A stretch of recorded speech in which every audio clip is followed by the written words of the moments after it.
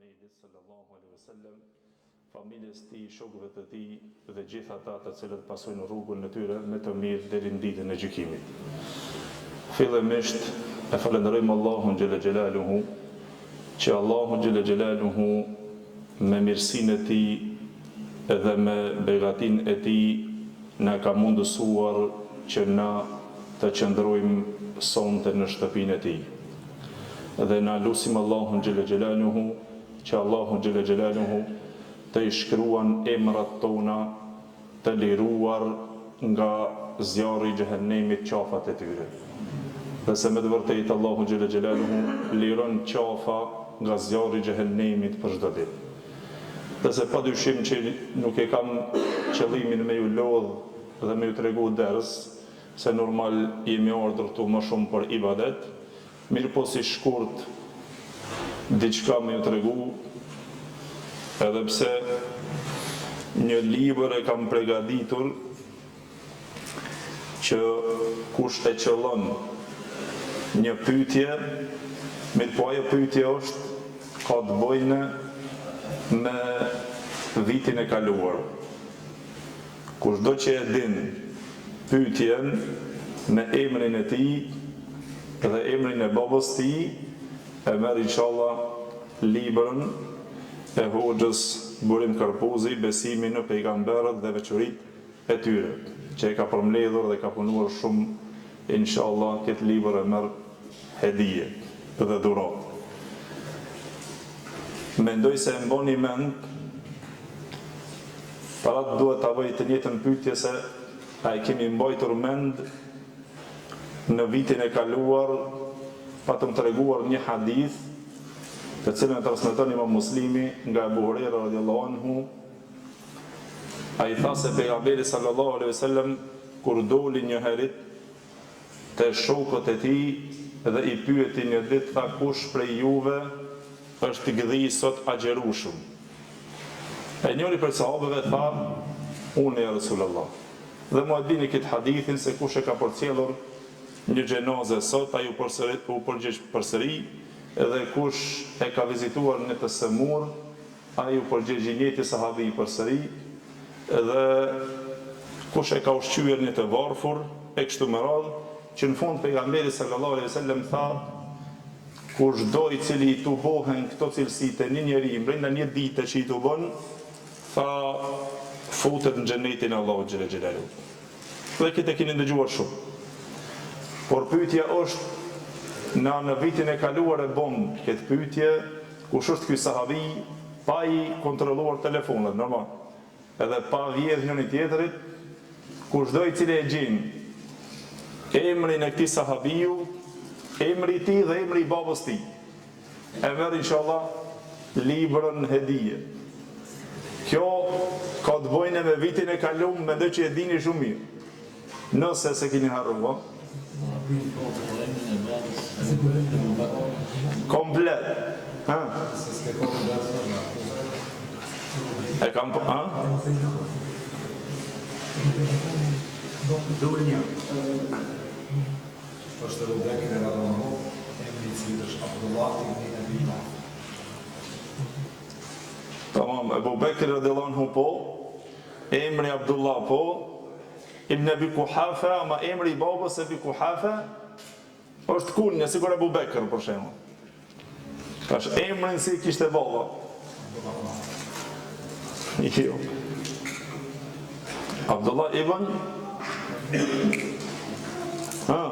edhe pak. Ha? Jo, Abdul Muttalib. Abdul Muttalib e që në gjyshi i pejgamberit sallallahu alaihi wasallam. A i kujtohet dikuja ja? Me shiku videon e kalumt, vitet kalumt, më varronje që e mbani me. Ju kujtohet. Ha? Abdullah ibn Abi Kuhafa normal, e gjet, ama vetëm edhe pak emrin. Khalife i treti muslimanëve se ka pasim? Uthman ibn Amir. Bujrun librën e, edhe pse e gjetë normal e Abu Kuhafa, dhe me thonë e gjetë. Tash inshallah një pyetje tjetër, mirë po kjo me tregim patjetër. Se këto doni me ditë kështu më mërmendje që e dini emrin e sahabijut. E transmeton Imam Buhariu, edhe se është ky hadith nga ato të veçantat të cilët është veçuar Imam Buhariu me këtë hadith, se njëri nga sahabët e pejgamberit sallallahu alaihi wasallam tash nuk e cekë emrin që ju ta gjeni, edhe pse e di që inshallah më marrmendja se mundi ta gjeni shpejt emrin, por pa e kopjuar në për telefona, tamam? Dakor? Mos me kopju, si të kopjohet humbet. Tha shokët e pejgamberit sallallahu alaihi wasallam gjithherë kur shikojnin ndonjë ëndër, ato i tregonin pejgamberit sallallahu alaihi wasallam, dhe pastaj pejgamberi sallallahu alaihi wasallam ju shpjegonte ëndrat atyre. Edhe ky sahabi tha isham në xhami të pejgamberit sallallahu alaihi wasallam sikur me qenë shtëpia ime, dhe isham para se të martohem. Domethënë qëndronte dhe flinte te xhamia, dhe kur i shikojnja njerëzit se si secili shikonte ndonjë ëndër dhe ja tregonte dhe ja rrëfente pejgamberit sallallahu alaihi wasallam.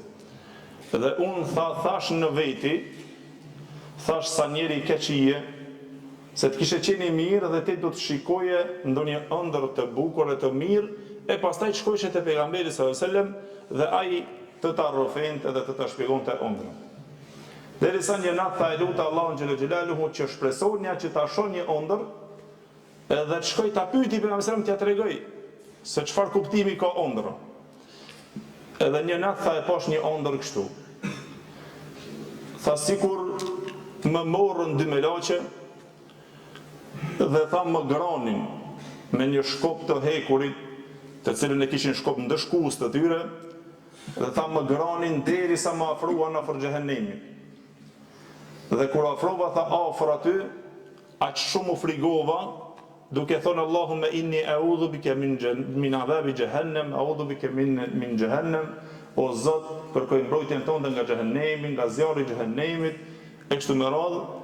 Tha derisa më tha një melaçe, tha mos u trishto, se ti je njeri mirë, por duhesh të bësh namaz shumë më shumë. Tha dhe ec edhe afër, kur afrova, tha e pash xhehenemin sikur një pus, i cili kishte ato brirat sikur brinat e pusit. Për rreth dhe në çdo bri tha kishte melaçe me shkopat e hekurit ndëshkues, tha që i dënonin njerëzit me to.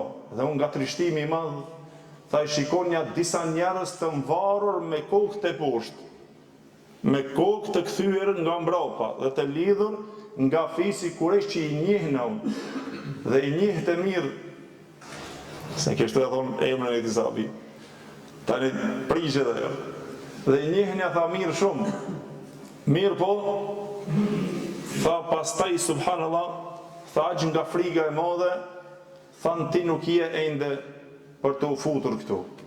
Dhe tha më doli gjumi, edhe pastaj ja tregova bashkëshortës pejgamberit sallallahu alaihi wasallam, që mos ta përmendim emrin se pastaj e njihni kush është.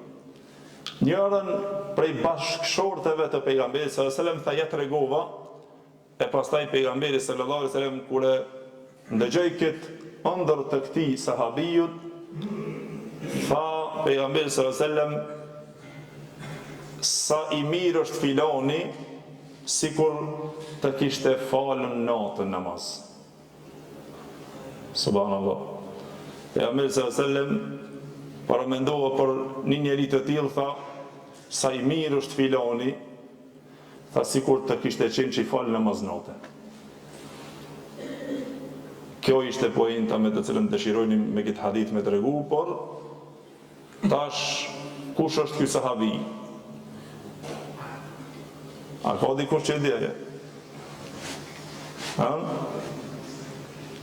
E keni ndëgju shumë këtë hadith, mërë mendje që e keni ndëgju shumë. Tash libër të madhe, si kur ajo nuk kemë, më nesër, inshallah, libër të madhe, amo këto mos asurët, Dhe lutjet inshallah, kush nuk di edhe arabisht, mundet më ndihmu me këto inshallah, 1 ose 2 ose 3 mundet. Ha? A ju kujtua dikuje? Ha?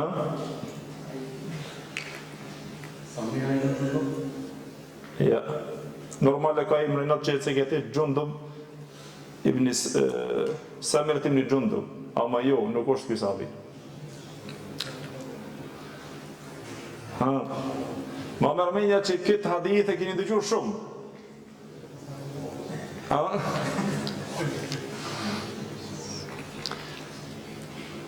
Ta afroj pak. Bashkëshortja e pejgamberit sallallahu alajhi wasallam që ky ja rrëfej ëndrrën e tij, ishte motra e tij. Abdullah ibn Umayr. Tash me dhe që u afru bërëm Hafsa, bashkëshortja e pejgamberit sallallahu alajhi wasallam, nona e muslimanëve, ishte motra e Abdullah ibn Umayr. Abdullah ibn Umayr, pejgamberi sallallahu alajhi wasallam i tha ni'mal abdu Abdullah law kana yusalli apo yaqumu bil-layl. Tha sa njeri mirë do të ishte Abdullahu sikur të kishte fal namaz natë. Por atë Nafiu, transmetuesi i këtij që transmeton të gjithherë nga Abdullah ibn Umayr, ky tha pasha Allahun mon, nuk e kam parë Abdullah ibn Umayrin ta lënë namazin e natës kur, derisa ka vdekë.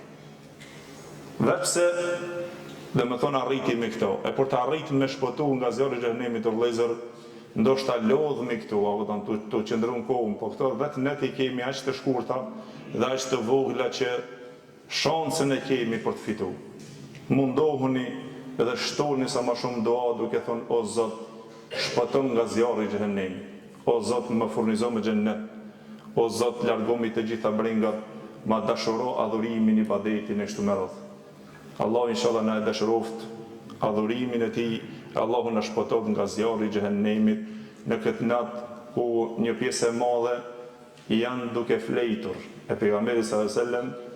Në hadithin që transmeton Imam Ahmedi nga Abdullah ibn Amr radhiyallahu anhu, tha në xhennet ka disa dhoma të cilët shihen mbrëmshmja e tyre nga jashtë dhe e jashtëmja nga brenda. Ebu Musa al-Ash'ari, Ebu Malik al-Ash'ari e pyeti pejgamberin sallallahu alajhi wasallam, tha ja Rasulullah, por kanë janë këto dhoma? Tha për atë i cili limen ataba al-kalam, ai i cili e ka përmirësuar fjalën e tij, moralin e tij, e ka ushqyer të varfërit, ju ka dhuruar me ngronë të varfërve dhe qama bil-lejli wan-nasu niyam. Tha ai ka falë atëherë kur njerëzit ishin duke flejtë. Dhe kjo me të vërtetë është një nder, besim Allahun xhelal xhelalu që Allahu ta pranon nga ne, e të na e lehtëson dhe neve. Gjithherë nefsin shtype o vllai mirë në namazin e natës me këto. Sa herë ta bën, ej boll mos e gjatë është. Pse të shkoj? Çka më vepru? Boll mo, i falë dy recat, ai se do shkoj, ose e bën akit. Gjithherë kështu ta bën, pse aty fiton. Aty ku fitohet shumë, ta vështirëson. Por atë nëse e lufton nefsin ton në këtë kohë me të vërtetë se është një ndër Ibn Rajab rahimullah tha, është një ndër xhihadet e nefsit. Xhihadun nefs, tha në Ramazan është dy lloje. Tha e mundon, dhe me thonë xhihadi i nefsit është që ta japësh mundin dhe përpjekjen, mundimin shumë, përpjekje shumë që ta mundish nefsin. Tash është koha, tha në Ramazan njeriu e mund nefsin, e mundon ato gjatë ditës duke agjeru. Tha natën e mundon nefsin duke fal namaz natën. E nëse të mundon nefsi atër të ka mund, edhe pastaj të qënë të shtëpia e rozgjum, shkojnë kjo sonte jemi mbledh, nesër proma, ne dhe 2, 3, 4, shkoj o vëzë. Fitoj kush fitoj, Allahu na mundsoft me vidu, dhe Allahu na mundsoft me i shfrytzu. Shafe i bëllur. Inshallah nesër apet matë librën e madhe. Allah e shumë le. A pushut pak ajo.